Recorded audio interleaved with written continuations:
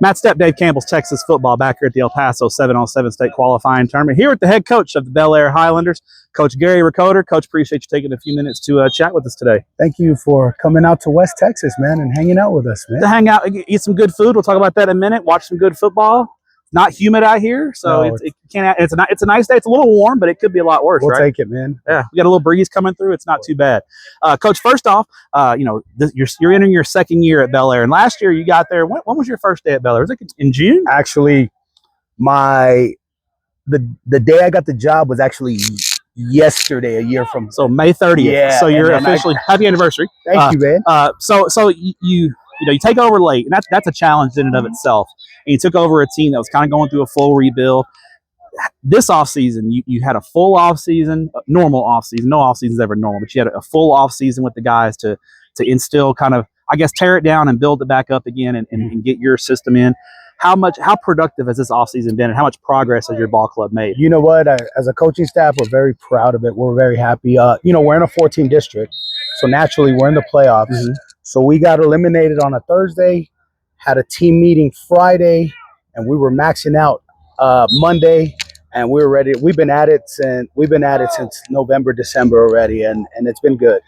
How do you, with that long of an off season, because it can get monotonous at times. And I know you got guys playing basketball, playing baseball, running track, but how do you, as a coaching staff, kind of keep the juice going in a long off season? Do you mix in some competition days? How do you kind of mix that in? You know what? We ironed everything out. We told the boys, when we had our team meeting, we told the boys of what to expect the next 5-6 months of how the offseason was going to go, and the standard, and this how it's supposed to look, and what have you. So to be very honest with you, we do nothing any more special than what everybody else in the state does. Mm-hmm.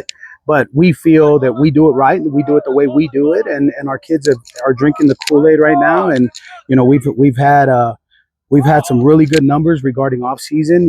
As far as participation, as far as weight room numbers, we've got our bench press numbers up, our squat numbers up, our power clean numbers up. So we've had a really good time with it. So that's one thing that we tell the boys all the time. It feels like a grind. It is, but they've had a really good time with it, and I couldn't be more happy.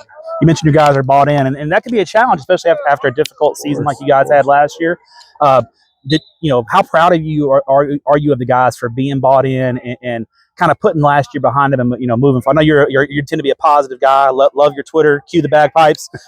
You're very positive, and so it seems like you guys are obviously last year is last year, but you guys are definitely looking forward. And I think from a on paper standpoint, and I think knowing your history from your time at Riverside, do you feel like you guys are poised to take a step forward here in 2025? Oh, absolutely, without a shadow of a doubt. Structures are in place at the campus, and I'm very, very blessed with a great staff, and actually with a great staff with coaches on our staff that are, our head track coaches on our staff, and we got our baseball coaches on our staff, and so on and so on. And I really like that, because our dudes have had an opportunity to really, we've kind of made it mandatory. We've made it mandatory, I should say, for our guys to be in track. So the majority of our dudes have been in track, and so we're lifting like a football program. We're running like a track team. So it's really, really exciting, man. Really exciting. So when we come off a year like we just did, and then we get into this, I'll tell you what, I couldn't be any happier with our offseason.